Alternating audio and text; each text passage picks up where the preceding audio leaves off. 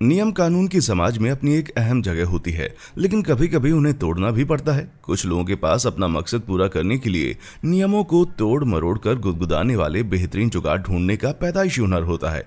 मजेदार parking spot से लेकर मोटी तनख्वाह उठाने वाले एक ऐसे शाही म्यूजिशियन तक जिसे कोई भी इंस्ट्रूमेंट बजाना नहीं आता था, पेश हैं सिस्टम को चकमा देने वाले दुनिया के कुछ सबसे जीनियस लोग।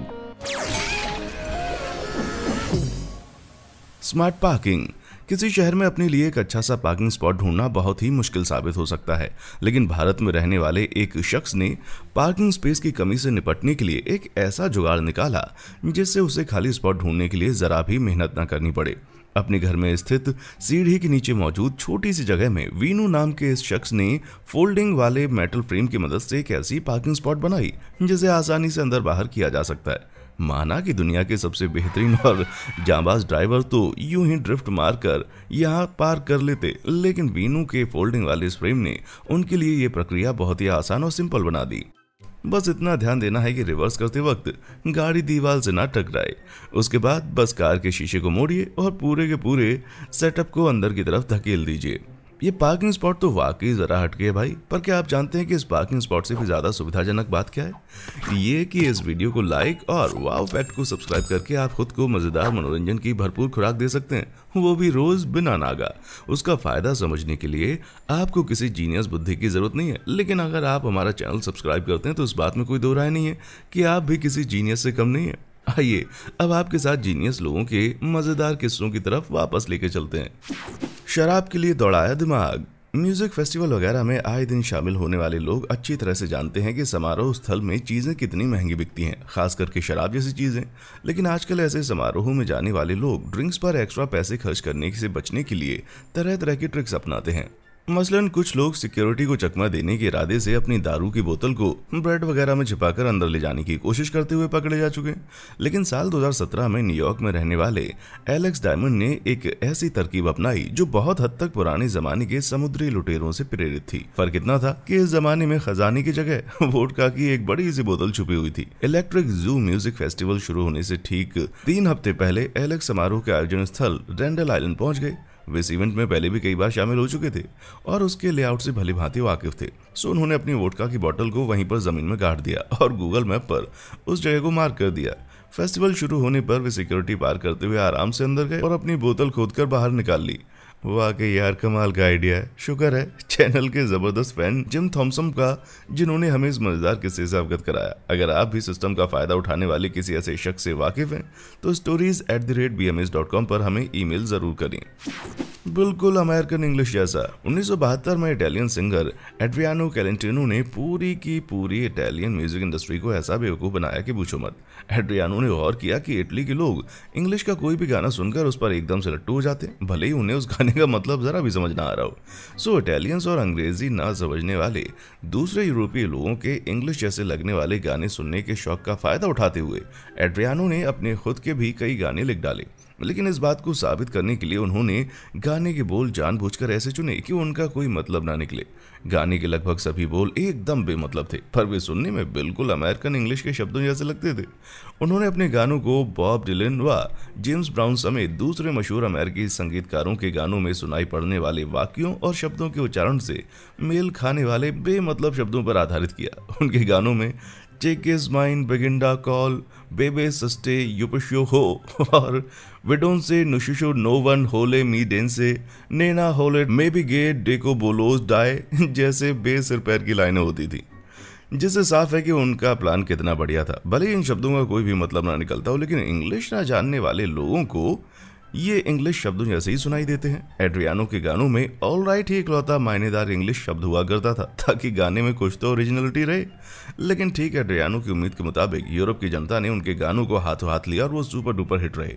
यहाँ तक कि उन गानों को ब्रिटेन के डिस्को और नाइट क्लब वगैरह में भी सुना जा सकता था। गाने की धुन वाकई बहुत ही लुभावनी थी, भले ही उनकी लाइंस का कोई मतलब ना निकलता रहा हो। तो अगर आप 70 के दशक के बकवास बोल मगर धमाकेदार धुन वाले किसी गाने पर थिरकना चाहते हैं तो नेट पर प्रेजेंट कोलिनाइन स्नाइल क्लोजॉल नाम जरूर सर्च करें। अगर ये नाम टाइप करने में भी उतना ही कठिन है जितना बोलने में, तो आप इसकी जगह एड्रियानो कैलेंट्रिनो का नॉनसेंस गाना सर्च कर सकते हैं, राइट। फर्जी शाही संगीतकार। आइए अब 1970 के दशक के इटली के प्राचीन चीनी राज्य ची की तरफ चलते हैं, जहां हमें इतिहास में सिस्टम को ठग कर फायदा उठाने के सबसे बेहतरीन किस्सों में से एक प्राप्त होता है। चीन की एक ऐतिहासिक कथा बताती है कि 4वीं शताब्दी ईसा पूर्व में नांगोवो नाम का एक शख्स ची के सम्राट जुआन के शाही दरबार में बतौर एक संगीतकार शामिल हो गया। ये पद पाने के लिए उसने यू नाम के एक वादन यंत्र को बजाने में बेहद निपुण होने का दावा किया था, जबकि हकीकत तो ये थी कि वो उस यंत्र के बारे में कुछ भी नहीं जानता था। भले ही नांगोवो के पास यंत्र बजाने का कोई हुनर ना रहा हो, पर बिना किसी डेमो के राजा को अपनी बात मनवाने और 300 अन्य वादकों की मौजूदगी भांपने की चालाकी उसमें जरूर थी। वो संगीतकारों के इस दल में शामिल हो गया और बिना कुछ बजाए ही संगीतकार की मोटी तनख्वाह उठाता रहा। नांगोवो का ये शातिर छलावा कई सालों तक एकदम सही चलता रहा। फिर एक दिन राजा की मृत्यु हो गई और गद्दी पर बैठा उसका बेटा, जिसे ग्रुप नहीं बल्कि सोलो परफॉर्मेंस सुनना ज्यादा पसंद था। आखिरकार वो दिन आ ही गया जब नांगोवो को नए राजा के सामने अकेले बैठकर प्रदर्शन करने को कहा गया। अपना राज खुलता देखकर वो फर्जी संगीतकार रातों रात सब कुछ छोड़कर भाग गया और दोबारा लौटकर कभी नहीं आया। शायद वो ऐसी कोई दूसरी नौकरी ढूंढने गया हो जिसमें बिना किसी हुनर के मोटी कमाई होती हो, जैसे कि पॉलिटिशियन। ड्रिल मशीन से फिशिंग। कभी कभी जीनियस होने का साधारण सा मतलब होता है किसी टेक्नोलॉजी की मदद लेकर अपने काम को आसान बनाना। न्यूयॉर्क राज्य में रहने वाले एक शख्स ने 2019 में गहरे पानी में मछली मारते वक्त ठीक यही तरीका अपनाया। यदि कांटे में फंसी मछली पानी में 200 फीट से ज्यादा की गहराई पर हो तो उसे खींचकर सतह तक लाना आपकी कलाइयों को थका सकता है, पर इस बंदे को ऐसी कोई दिक्कत नहीं है। एक ड्रिलिंग मशीन की मदद से जनाब बड़ी से बड़ी मछली को भी झील की गहराइयों से बड़ी आसानी से निकाल लेते हैं। उस दिन कांटे में एक बड़ी सी हेडहॉग और सीबेस फंसी थी, सो जाहिर है कि डिनर बड़ा ही लजीज रहा होगा। पर उस दिन शायद उन्हें ज्यादा भूख नहीं रही होगी, क्योंकि मछली पकड़ने में जरा सी भी मेहनत नहीं लगी थी। बॉर्डर पेट्रोल को दिया मात। यदि आप किसी देश में बिना सही कागज के गैर कानूनी ढंग से रह रहे हैं तो कभी ना कभी आप वहां की सरकार के हत्थे चढ़ी जाएंगे, जो आपको पकड़कर दोबारा अपने असली देश वापस भेज देगी। लेकिन साल 2012 में अमेरिका में गैर कानूनी रूप से रह रहे एक मैक्सिकन ने खुद को रिपोर्ट होने से बचाने का एक ऐसा तरीका अपनाया कि आप देखकर दंग रह जाएंगे। वो खुद ही एक बॉर्डर पेट्रोल एजेंट बन गया। उसने किसी तरह एक फर्जी जन्म प्रमाण पत्र बनवा लिया, जिसके चलते उसे दूसरे इलीगल इमिग्रेंट्स की तरह एक ढंग की नौकरी खोजने में कोई दिक्कत नहीं हुई और दुनिया की नजरों के सामने होते हुए भी उसकी असली पहचान छिपी रही। उसका प्लान तो था बड़ा ही ब्रिलियंट, लेकिन अपने ही जैसे दूसरे इमिग्रेंट्स को पकड़कर जबरदस्ती मैक्सिको वापस भेजते वक्त उसे थोड़ा बुरा तो जरूर लग रहा होगा, है ना। बहरहाल उसका ये प्लान 6 साल तक बिना किसी रोक टोक के एकदम मजे से चलता रहा। फिर एक रूटीन बैकग्राउंड जांच के दौरान पाया गया कि उसका बर्थ सर्टिफिकेट तो फर्जी था। जनाब को अदालत में पेश किया गया, जहां उन्हें फ्रॉड के 3 मामलों में दोषी ठहराया गया। पर मानना पड़ेगा कि बंदे के प्लान में दम और दिमाग दोनों ही था।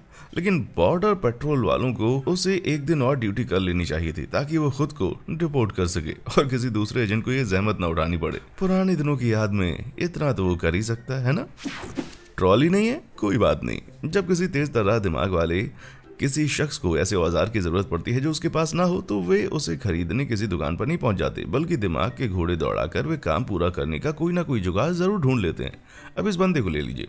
बेचारे ने अपने लिए एकदम नई जेट स्की खरीदी, पर उसे कार में बांधकर ढोने वाली ट्रॉली वो खरीदना भूल गया। स्की पर बैठकर जब वो खूब मजे ले चुके तो बारी आई उसे घर ले जाने की। पर ये बंदा किसी भी मुश्किल का हल आसानी से निकाल लेता है।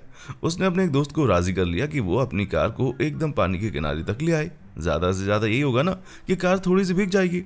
फिर कार का पीछे वाला दरवाजा खोलकर स्की को एकदम सीधी लाइन में फिट किया।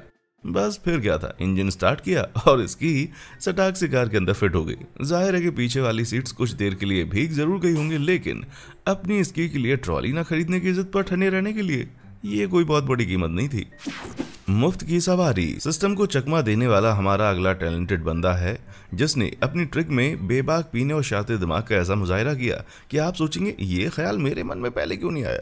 जब रेडिट यूजर AFCJL12 कॉलेज में पढ़ाई करते थे तो उन्होंने अपने सीमित बजट के दायरे में रहते हुए रेस्टोरेंट में खाना खाने के साथ साथ घर तक पहुंचने के लिए सवारी का भी इंतजाम किया, जिसे सुनकर आपको गुदगुदी सी मच जाएगी। जब शहर घूमते वक्त काफी रात हो जाती तो ये बंदा टैक्सी पर पैसे खर्च करने के बजाय होम डिलीवरी करने वाले किसी नजदीकी रेस्टोरेंट के पास पहुंच जाता। रेस्टोरेंट के ठीक बाहर खड़े होकर वो होम डिलीवरी के लिए ऑर्डर करता और जब डिलीवरी बॉय ऑर्डर पहुंचाने के लिए निकलता तो उससे चिकनी चुपड़ी बातें करके वो उसे कार में बैठाने के लिए राजी कर लेता। और इस तरह हमारा होनहार मुफ्त में घर तक पहुंच जाता था। ये तरकीब वाकई में बड़ी कारगर थी और खाने का दाम मिलाकर भी वो टैक्सी के भाड़े से सस्ती पड़ रही थी। आज मैं सबके सामने घोषणा करता हूं कि AFCJL12 दुनिया के महानतम प्रमाणित जीनियसों में से एक है। सिर्फ एक बंदे वाली टीम जब दुनिया भर के देशों में साल 2020 में एक एक करके लॉकडाउन लगाया जा रहा था तो लोगों को बहुत ज्यादा दिक्कतों का सामना करना पड़ रहा था। अपने दोस्तों और रिश्तेदारों से एकदम अलग थलग पड़ जाने के कारण काफी लोग अकेला भी महसूस कर रहे थे और बाहर जाकर टीम के साथ खेलने का शौक रखने वालों के लिए अपने फेवरेट टाइम पास को पूरा कर पाना तो बिल्कुल किसी असंभव सपने जैसा हो गया था। कड़ी सोशल डिस्टेंसिंग का मतलब था कि दोस्तों के साथ घर के आंगन में खेलने से भी संक्रमण फैलने का खतरा बना रहता था। लेकिन डबलिन आइलैंड में रहने वाले फुटबॉल के इस नन्हे फैन को लॉकडाउन और बाकी की टीम की गैर मौजूदगी भी अपना शौक पूरा करने से ना रोक सकी। उसने दीवार का सहारा लेकर एक अच्छा गोल दागने वाला बनने के लिए बड़ी ही शिद्दत से अभ्यास किया। ये बालक अपनी प्रैक्टिस के लिए गेंद को जोर से मारता और जब वो दीवार से टकराकर वापस आती तो खुद ही मेहनत करके गोल डिफेंस करता। सबसे अच्छी बात तो ये हुई कि चाहे गोल हो जाए या बच जाए, जीत तो उस नन्हे उस्ताद की होनी थी, पर असली जीत हुई लड़के के जज्बे की, जो तमाम मुश्किलों के बावजूद अपने लक्ष्य पर टिका रहा। सेल की भीड़ को दिया महात। सिस्टम को ट्विस्ट करके मलाई काटने वाले हमारे अगले चतुर सम्राट हैं Reddit user Gleb glove DC, जिन्होंने चालाकी दिखाते हुए ब्लैक फ्राइडे सेल की भयानक लूटमार में भी मनचाहा सामान प्राप्त कर लिया। अमेरिका में हर साल नवंबर के आखिर में ब्लैक फ्राइडे महासेल की शुरुआत होती है। शॉपिंग करने वाले एकदम से मानो बौरा जाते हैं। लोग एक दूसरे से धक्का मुक्की करते और चीखते चिल्लाते हुए अपना मनचाहा सामान सस्ते में पानी की होड़ में लगे रहते हैं और पूरे के पूरे स्टोर का माहौल किसी मछली बाजार जैसा हो जाता है। जमीन पे यहाँ वहाँ सामान पड़ा रहता है और उनकी पैकिंग पैरों तले रौंदे जाने के कारण अक्सर बहुत सा सामान खराब भी हो जाता है।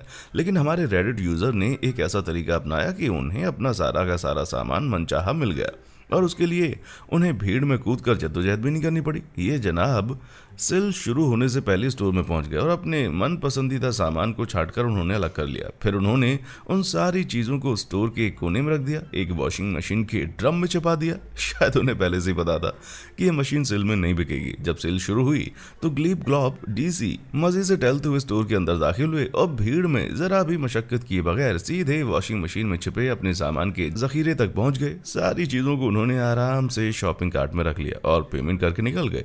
बाकी के लोग मुंह खोलकर उनको ताकते रह गए क्योंकि वे मशीन के पास कई बार गए होंगे लेकिन उनको सामान नहीं दिखाई दिया होगा। सभी ने चढ़ाई पाइनएप्पल वाली शर्ट। ये तो सभी जानते हैं कि स्कूल के एनुअल फोटो वाला दिन बड़ा बोरिंग होता है, पर उसी के चलते दादी को हमारी वो फोटो मिल पाती थी जिसकी वे हमेशा डिमांड करती रहती थी।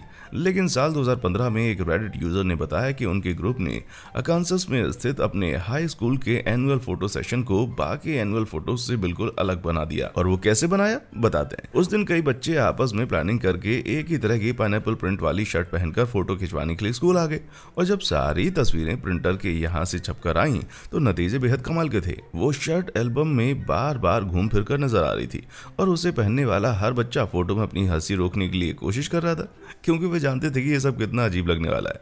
उस दिन फोटोज खत्म होते ही शर्ट कईयों बार रिपीट हुई और ये बड़ी सी मुस्कान इतनी जानी पहचानी से हो गई कि शर्ट वाले सारे बच्चे मानो कुछ इस तरह से दिखने लगे थे। ये तो मानना पड़ेगा कि अपनी एनुअल फोटो को बाकियों से अलग बनाने का ये तरीका वाकई बड़ा ही अनोखा था भाई। मेरे हिसाब से तो इन तस्वीरों के 30 साल होने पर पाइनएप्पल बॉयज को फिर से उनकी अपनी पाइनएप्पल शर्ट पहनकर किसी सुंदर सी जगह पर इकट्ठा होकर पाइनएप्पल खाते हुए एक तगड़ी सी पार्टी करनी चाहिए। दरवाजे में जूता फंसाना ना भूलें। आमतौर पर तो यही माना जाता है कि कॉलेज और यूनिवर्सिटीज ऐसी जगह होती हैं जहां हम बिना किसी रोक टोक या धमकी वगैरह के अपने मनचाहे शख्स से रोमांस लड़ा सकते हैं, पर जरूरी नहीं कि यह हमेशा ऐसा हो। उदाहरण के तौर पर अमेरिका में स्थित कुछ परंपरावादी क्रिश्चियन कॉलेज रूढ़ियों के चलते लड़के लड़कियों को करीब आने से रोकने के लिए कैंपस और हॉस्टल में सख्त नियम लागू करते हैं। ऐसे नियमों में से एक अजीब नियम है डोर इन द शू की पॉलिसी। इस नियम का मतलब हुआ कि यदि कोई लड़का या लड़की अपने हॉस्टल बेडरूम में किसी विपरीत लिंग वाले दोस्त को लाता है तो उसे दरवाजे में जूता या ऐसी कोई चीज फंसाकर उसे हल्का सा खुला रखना होगा। इस नियम का मकसद था कि कमरे कमरे में जरा भी प्राइवेसी ना रहे और अंदर होने वाली हरकतों को बाहर किसी से भी ना छुपाया जा सके। लेकिन एक चतुर युगल जोड़े ने इस नियम की ऐसी मजेदार काट निकाली कि आप सुनकर लोटपोट हो जाएंगे। उन्होंने दरवाजे पर जमीन से लेकर एकदम ऊपर तक जूते को फिट कर दिया, जिससे नियमों का उल्लंघन भी नहीं हुआ और किसी को पता भी ना चल सकता था कि बंद दरवाजे के पीछे कमरे में आखिर हो क्या रहा है। भाई अगर तमाम बंदिशों के बावजूद थोड़ी बहुत मस्ती करनी है ना, तो दिमाग तो लड़ाना ही पड़ता है ना। चार्जिंग की समस्या। आज दुनिया में स्मार्टफोन इस कदर हावी हो गए हैं कि कुछ लोगों की जिंदगी में फोन की बैटरी खत्म होने से ज्यादा बुरा कुछ नहीं हो सकता। ऐसी स्थितियों से बचने के लिए लोग तरह तरह के क्रिएटिव और मजेदार उपाय निकालते हैं। एक बंदे ने पाया कि उसकी फोन के चार्जिंग केबल लीगो की छोटी गुड़ियों के हाथों में एकदम सटीक फिट बैठ जाती है। सो उन्होंने दिमाग लगाकर अपने केबल को बार बार मेज से गिरने से रोकने के लिए एक सुंदर होल्डर बना डाला। काश कि ऐसा ही कोई ओनर ऑफिस असिस्टेंट मुझे भी मिल जाए। लेकिन कभी कभार घर में फोन से जुड़े कुछ ऐसे नियम लागू हो जाते हैं कि कुछ बच्चों को चार्जिंग के लिए कुछ अलग ही दिमाग लगाना पड़ता है। अब इस बच्चे की समस्या को ले लीजिए, जिसके पेरेंट्स ने इसे रात को अपना फोन बेडरूम में ले जाने के लिए सख्त मना कर दिया, पर उसने उस समस्या का बड़े चतुराई से हल निकाल लिया। देर रात तक जी भर के यूट्यूब वीडियोस देखने के लिए बेचारे पेरेंट्स कभी पास जाकर चेक तो करते नहीं थे। सो केबल से जुड़ा हुआ फोन का बैक कवर देखकर उन्हें लगता था कि नियम का पालन अच्छे से हो रहा है। इससे सभी माँ बाप को सबक लेना चाहिए। यदि वे अपने बच्चों को देर रात तक गैजेट इस्तेमाल करने की लत से बचाना चाहते हैं तो उन्हें थोड़ी और सावधानी बरतनी होगी। मानेंगे मगर अपने तरीके से। सिस्टम का फायदा उठाने के लिए नियमों का उल्लंघन करना हमेशा जरूरी नहीं होता। कभी कभार नियमों को बिना तोड़े उनका अपने अलग अंदाज में पालन करने से नतीजा आपके लिए और भी फायदेमंद और बेहतरीन हो सकता है। उदाहरण के तौर पर इस बच्चे को ले लीजिए, जिससे बाहर जाकर साइकिल चलाने को कहा गया ताकि उसे थोड़ी एक्सरसाइज मिल जाए। पर उसने सोचा पैडल मारने में मेहनत जाया क्यों की जाए। सो उसने साइकिल चलाने के आदेश का पालन तो किया, लेकिन साथ में अपने लिए होवर बोर्ड भी ले आया, जिसकी मोटर की ड्राइविंग फोर्स ने उसके एक्सरसाइज को एकदम ही हल्का बना दिया। बच्चे बात की खाल निकालने माहिर होते हैं और इस तरह की फोटोज मेरे यकीन को और भी पुख्ता बना देती हैं।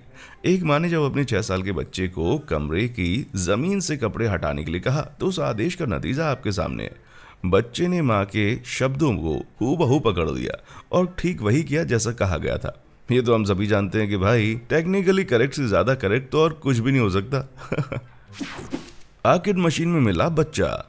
अब तक हमने जीत हासिल करने के लिए आउट ऑफ द बॉक्स सोचने वालों के कई उदाहरण देख लिए, लेकिन एक बच्चा ऐसा है जिसने साल 2014 में जीतने के लिए इन द बॉक्स दिमाग लगाया। उस साल अप्रैल में लिंकन नेब्रास्का में जब एक माँ ने पाया कि उसका 3 साल का बेटा अपार्टमेंट से बिना किसी सुराग के गायब हो गया तो वो एकदम से बौखला उठी। बच्चे को ढूंढने की तमाम कोशिशें करने के बाद भी जब वो कहीं पर नहीं मिला तो उन्होंने किसी अनहोनी के डर से पुलिस वालों को सूचित किया। लेकिन ठीक उसी वक्त पुलिस को एक दूसरी कॉल भी प्राप्त हुई, पर यह कॉल उस महिला के घर के ठीक सामने स्थित एक बॉलिंग क्लब से आई थी। वहां के स्टाफ ने पुलिस को बताया कि पता नहीं कैसे एक बच्चा आर्केड मशीन के अंदर घुस गया है, उसमें रखे खिलौने से मजे से बैठकर खेल रहा है। पता चला कि ये उसी औरत का बच्चा था। बच्चे को जल्द से जल्द वहां से निकाला गया और माँ के पास पहुंचा दिया गया।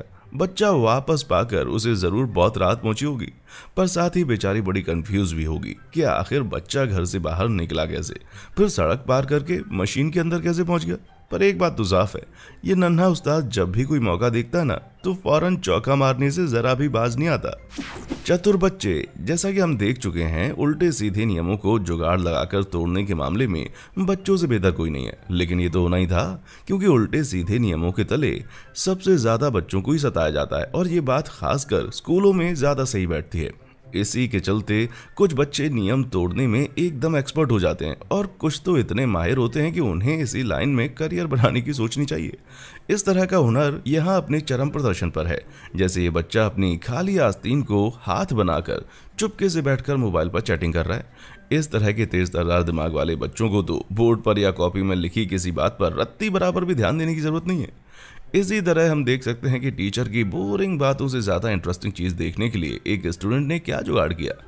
इस बंदे ने अपने फोन को ऐसे सटीक जगह पर रखा है कि वो टीचर की नजरों से छिपा रहे पर खुद की नजरों के ठीक सामने रहे, ताकि टीचर का जरा भी ध्यान इधर उधर होती थोड़ा साइड में नजर मारकर मैच भी देखा जा सके। जबकि टीचर बोर्ड पर बोरिंग पाइथागोरस थ्योरम या पता नहीं क्या क्या जो भी रहा हो वो समझाने में व्यस्त रही। तो भैया, दिन भर बड़ों को धोखा देने के बाद कभी कभार बच्चे खुद भी बड़ों के धोखे का शिकार हो जाते हैं। पता चला कि पेरेंट्स भी इस तरह की चीज़ों में कुछ कम माहिर नहीं होते। इस बात का सबसे पुख्ता सबूत है इस माँ द्वारा अपने बच्चों को खट्टी दवा पिलाने का ये तरीका। हाथ की सफाई दिखाते हुए माँ ने बच्चे से कहा कि वे उसे पेप्सी की घूंट देने जा रही हैं, लेकिन बेचारे को धोखे से बिना किसी विरोध के स्ट्रॉ से पेप्सी की जगह दवा पिला दी। मेरे ख्याल से बच्चा अभी इतनी कच्ची उम्र का है कि उसे पेप्सी का असली स्वाद भी ठीक से नहीं पता। आप भले ही सोचते हैं कि इस तरह की ट्रिक्स केवल बच्चों पर ही कारगर साबित होती होगी, पर मुझे पूरा यकीन है इसी तरह दादा दादी को भी शराब पिलाने के बहाने उनकी दवा जरूर पिलाई जा सकती है भाई। मरने के बाद भी बगावत। इस दुनिया में कुछ लोग इतने बागी फितरत के होते हैं कि वो मरकर जमीन में 6 फीट नीचे दफन होने के बाद भी दुनिया के नियमों के खिलाफ लड़ते रहते हैं। कम से कम नीदरलैंड के रोरमंड शहर में स्थित इन अजीब व गरीब जुड़वा कब्रों को देखकर तो आपके मन में बिल्कुल यही ख्याल आया होगा। इन कब्रों पर बने खंभों से 2 हाथ निकले हुए हैं जो प्रोटेस्टेंट और कैथोलिक कब्रिस्तान को अलग करने वाली दीवार के आर पार होते हुए एक दूसरे को छूते हैं। ये एक शादीशुदा जोड़ी की कब्र है जिसकी मृत्यु 19वीं सदी में हुई थी, जब कानून के मुताबिक अलग अलग मान्यता वाले लोगों को एक ही कब्रिस्तान में नहीं दफनाया जा सकता था, क्योंकि इस मामले में हस्बैंड प्रोटेस्टेंट मत का था और उसकी बीवी कैथोलिक। मरने के बाद दोनों को एक करने के लिए दोनों की कब्रों को दीवार के ऊपर से जोड़ना ही एकमात्र तरीका था।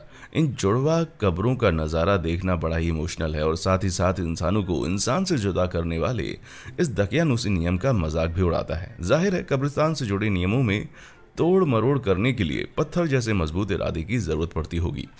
जुगाड़ वाला लॉन मूवर। किसी अच्छे मौसम वाली सुबह यदि आपके हाथ में ठंडी बियर की कुछ बोतलें और सुनने के लिए अपने मनपसंद गाने ना हो तो लॉन की घास काटना बड़ा ही बोरिंग काम हो जाता है। पर बदकिस्मती से अगर आप अपने घर को देखने लायक बनाए रखना चाहते हैं तो ये काम बड़ा जरूरी है। लेकिन जब भी लोगों को अपनी मर्जी के खिलाफ कोई काम करना पड़ता है तो वे उसे करने का कोई आसान तरीका ढूंढ निकालते हैं, और इस मामले में भी बिल्कुल वैसा ही हुआ है।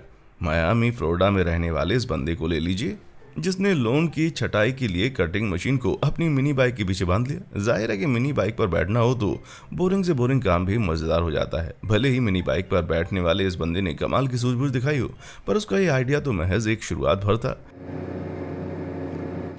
जाने पहचाने अमेरिकन तरीके से काम करते हुए मिसिसिपी के बॉबी चेन एयरपोर्ट पर घास काटने वाले इस बंदे ने आइडिया को और भी ज्यादा बेहतर बना दिया और ट्रैक्टर के पीछे एक साथ 9 कटिंग मशीन बांध दी।